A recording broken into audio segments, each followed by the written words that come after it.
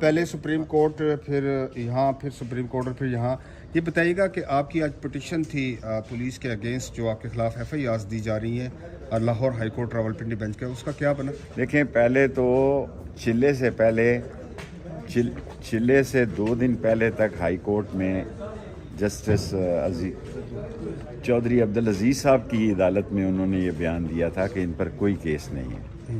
جب میں آیا ہوں تو 20 میں میری ابھی عبوری ضمانتیں ہیں، کل اے ٹی سی کی عدالت میں فیصلہ ہوگا۔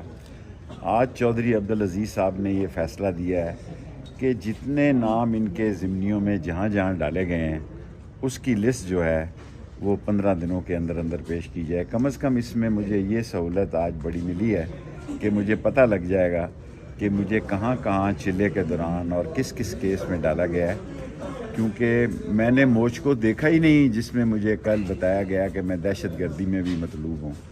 جو شخص پیدائش سے لے کے اس عمر تک کسی شہر میں بھی نہیں گیا، اس پر بھی آپ دہشت گردی کا مقدمہ کریں گے تو یہ افسوسناک بات ہے۔ شیخ صاحب، ابھی سٹیٹس کیا ہے؟ آپ تو دہشت گردی کی جو دفعات کے تحت مقدمات ہیں ان پہ عبوری ضمانت پر ہیں۔ کل پتہ لگ جائے گا جی۔ بنیادی ضمانتیں تو راولپنڈی شہر کی ہیں، اس میں کیا فیصلہ آتا ہے اے ٹی سی کی عدالت میں۔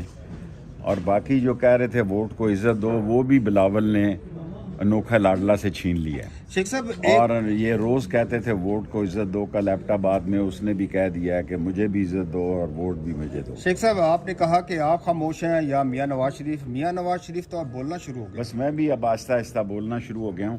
1 جنوری سے انشاءاللہ میں پاکستان کے تمام پریس کلبوں کا دورہ کر رہا ہوں، کیونکہ 15 دنوں کے اندر لسٹ آ جائے گی کہ میں کہاں کہاں مجھے کیسز میں ڈالا گیا ہے۔ اب پریس کلب میرے ضمانتی جو ہے وہ دیں گے، کیونکہ میں نے ساری زندگی میڈیا کے ساتھ گزاری ہے۔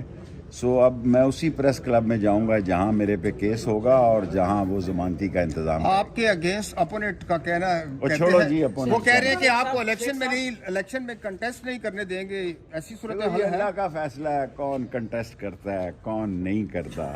کل کس نے دیکھی ہے؟ ایک دم آتا ہے دوسرا دم نہ آئے، یہ اللہ کا فیصلہ ہے۔ اگر الیکشن ہو رہے ہیں اور الیکشن تک میں باہر ہوں یا جیل میں بھی ہوں، میں نے 4 لوگوں کو اپنے اسٹامپ لکھ کر دے دیے ہیں، جس میں کھوسا صاحب بھی شامل ہیں، جس میں سردار رازق صاحب شامل ہیں، جس میں اعتزاز احسن شامل ہیں، جس میں راجہ صاحب اکرم صاحب کے بیٹے جو سلمان اکرم راجہ صاحب شامل ہیں اور سرجیل شامل ہیں۔ 5 آدمیوں کو میں نے اسٹامپ لکھ کر دے دیے ہیں، وکالت نامے میں دستخط کر دیے ہیں کہ اگر میں جیل جانے جاتا ہوں، اگر جیل سے مجھے الیکشن لڑنا پڑتا ہے تو وہ میرے اٹارنی ہوں۔